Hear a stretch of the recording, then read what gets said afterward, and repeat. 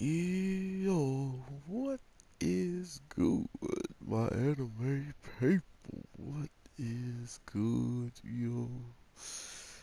So, we are in a very interesting spot when it comes down to this show. Not only have we seen, quite a bit of Villain Saga or Villain Land, oh man, like, there's something about this show that just gives me hope for the future of random like shows that I never or excuse me, not random shows, but random mangas that I've never read, but clearly can't like stop getting mentions of them and stuff like that. I'm just really, really happy that there's stories out there like this that still get to the point, and not only do they get to the point, they don't dodge around the true nature of how people fight, how people truly need to better themselves to get into a position to actually win. And that's where my thought process kind of didn't go to. And that's why I think the story is better for it. Uh, when I was first thinking, I mean, it could still happen or whatever, but I highly doubt it's going to happen as much as I predicted it, I should say. And that being said, I saw this captain of the Vikings. He's pretty old. Like he's gotten pretty old, and after all this time, of watching this kid grow as well, he's actually questioning like, how old are you? Like, holy crap, we've been doing this dance for quite some time, and you're about as tall as, me getting there. He's noticing all these things that I pretty much brought out. But then at the same time, him being an adult, him being so intelligent, didn't really give our character a chance at all. Because not only did it not give him a chance, like because of this guy's age, his, not his wisdom on battle, his experience that he's actually had in battle, all of these things just outright destroy our main guy. And that's clear in this week's episode. But none of it actually is more clear than the dirty ways of how this man is calling himself a warrior, but he's going with the most dirtiest tactics alive to get any type of, damage or any type of victories in, which just speaks more volume to his character, speaks more volume to what Vikings really are capable of, including in a life or death situation. They're not going to, for a second just not want to go in and try to take your life for whatever means. So it's those types of things that really give us this understanding of like, all right, this is really happening. This is really going down. Like there's no going back after this, pretty much after what he's said to this kid and what he's like done to pretty much show him like he's willing to do any and everything to win. He knows now that there's no way to trust um, this captain of these Vikings, which he's never has clearly. But as you can see, he let his anger and his thought process and the small talk that this duel really centers around get to him. And just like how he ignored it at the first part, but then when he started talking about things that actually hit a vital point, that's when you start getting a little angry, a little bit more focused on what the words were said to get more, torque into your attack or whatever you want to do.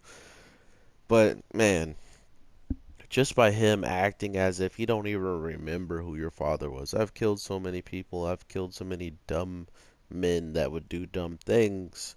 I lost count. Like he's just really, really driving the home, driving the point home that he's gonna, not really care to hear or take anything serious that's, coming out of this mouth. And then as soon as you start bringing up his father, as soon as you start talking about things that you really shouldn't be talking about, and he's correcting him like, "Oh, what was your father's name?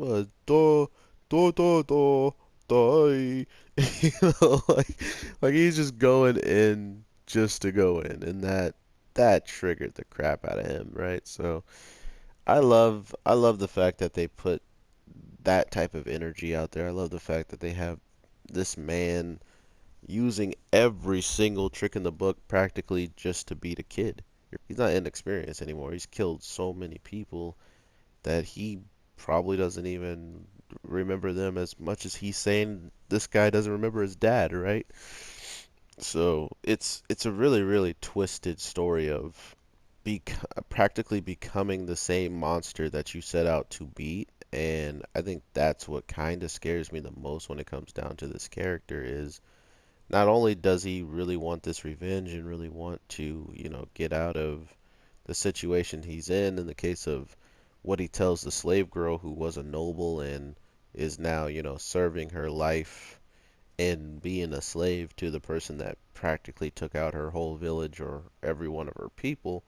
Um, it's just one of those things where you're like, wow, this show knows how to continue to, pour it on when it comes down to the similarities of these two characters. Imagine Thorfinn just giving up and, allowing himself to be whatever those guys wanted him to be at the point and didn't want to fight. He didn't want to, take out the guy who took out his father.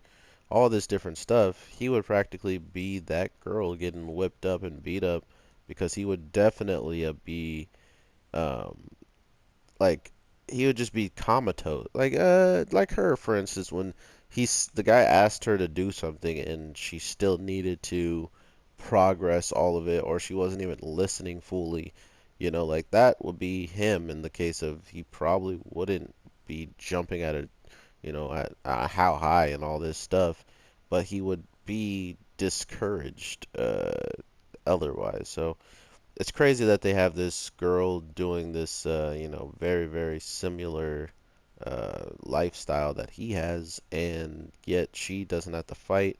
She just got to continue to do what she's told, or she'll end up, in a much worse position than she wants to be, right? So I'm pretty interested in seeing how they're going to play all this out because not only have we seen quite a bit of different ways that this show can play out, or like how they're just playing with their characters, right?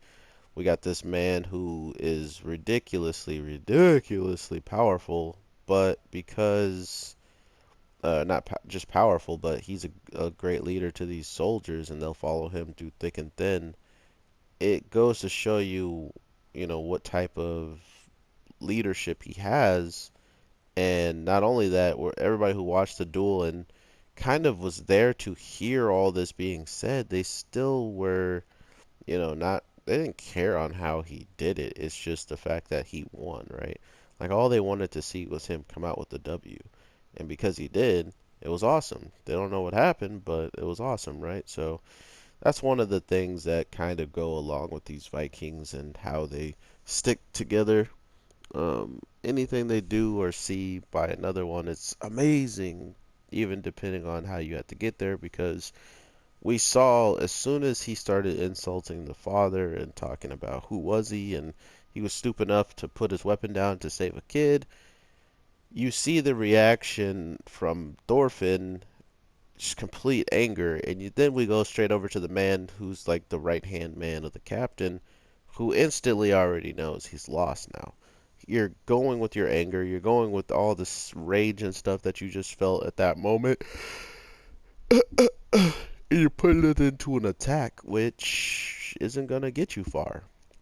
And which actually was the last attack he got to do. So not only did it not get him far, it literally made him lose. So somehow he already knew that just by watching this unfold, right? So I like that about it. I mean, there's not a lot of people that are going to be like, "Oh man, this episode was so lame. He got beat. Thorfinn got beat so easily. But when you really look at it, Thorfinn won once, but because our main guy is not afraid to back down from anything, he didn't win, right? Like he literally could have chopped off a finger or two, but because this man is so smart, he retracts his finger, like he takes his fingers off the sword, knowing that another cut is coming towards the hilt. So he lets go, but then instead of, oh no, I'm gonna retreat and get away because this guy's so close, he reaches out trying to grab and do exactly what we saw him do during the anger state, which is something Thorfinn would have noticed, right, if he wasn't completely angry, which is just another reason why the right hand man was so disappointed in how he went approaching with anger. You know, he's like, oh, he's gotten strong. He noticed this and that, but then all of a sudden, once you break him out of a state of being able just to focus, he couldn't do that anymore. He was so focused on the kill that it didn't matter anymore, right? So I don't know. I'm really interested to seeing everything in this show. This show is so amazing to me. The little down to the little details, we are getting quite the spectacle of an interesting show, and I think a lot of people already know that, so I hope you don't drop it and keep up with it as much as I do, because I will be here recording on it. I'm actually really happy this show has a lot of episodes as well that we get to just watch and see grow, because that's one of the things that also kind of is lackluster with shows lately, is just getting 12 episodes and then praying that they show up uh, close to after being announced. So hopefully that is the case and we get a good amount of shows, or good amount of episodes out of newer shows, seeing how it can be done right if you actually care about it and stuff like that. So we'll see how all this plays out. I am your boy, the Anime G, and I got a couple more stuff I got to drop for you. So if you're interested in that, make sure you check out the channel a little bit later today, and there should be some more videos to check out. So with all that being said, I hope you have an amazing day, night, evening. That was sick, Goku. Don't you dare teleport on me. And I will talk to you guys later. Didn't I just tell Goku not to teleport on me? Grab this fool. What? Grab this fool? What? Grab this fool. Yeah.